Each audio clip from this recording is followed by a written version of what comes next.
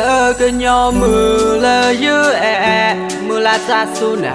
cùng mưa đi mưa nà phép gì ba nơ mẹ phụ quy là dài hè nữ quen là giờ xa ba xa đó lỡ na giờ khó nơ giờ à phép gì qua na ở khá nơ xì lỡ nơ cơ phụ sự như giờ gà ba xa đó nơ tự cho đó nơ xa cơ giờ giờ xin nơ hà đó quay gà giờ xa vui ba lo quý lo qua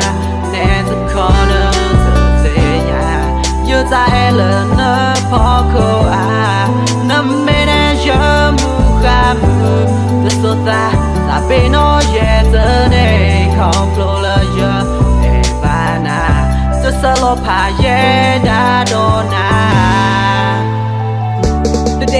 để mù bầu mù khi là cờ nhau mù bầu nửa khi là nở lo e đâu phải qua gà si ban na gà si nếu qua ở tu sa những con lợn tập plan mẹ si ban na đó con nu đó ta tên tập pha cho từng lẽ quy ở sa có pro nửa ra khi ta là si nếu giờ sa những ba mà đi lên lợn cần đồ nên nửa ra em tên tập pha mà tên quy giờ sa mẹ sa để đó lẽ cái cha em na lợn nửa cần lư cần suy đi cần bự lư cần pha la bơ nửa si là nửa cha em ya ban nửa si là nửa có ô tô yêu thế giờ gà ba sa nửa to đó nửa ra cần số giờ chi na hà đâu qua gà ta phôi từ mưa ba sa đã qua cho kia lơ mưa đâu qua gà mưa đâu qua gà mưa đâu qua gà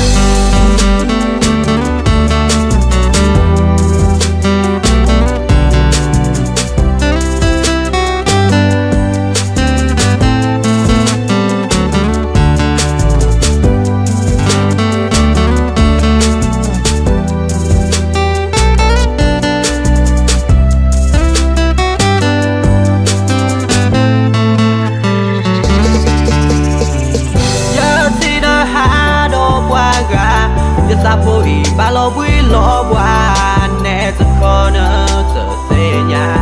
giờ ta lớn nỡ khó khâu à năm bên ai giờ mưa khá mưa giờ số ta bên nó dễ giờ này không phụ lời giờ em ba na giờ sao phải dễ đã đổ na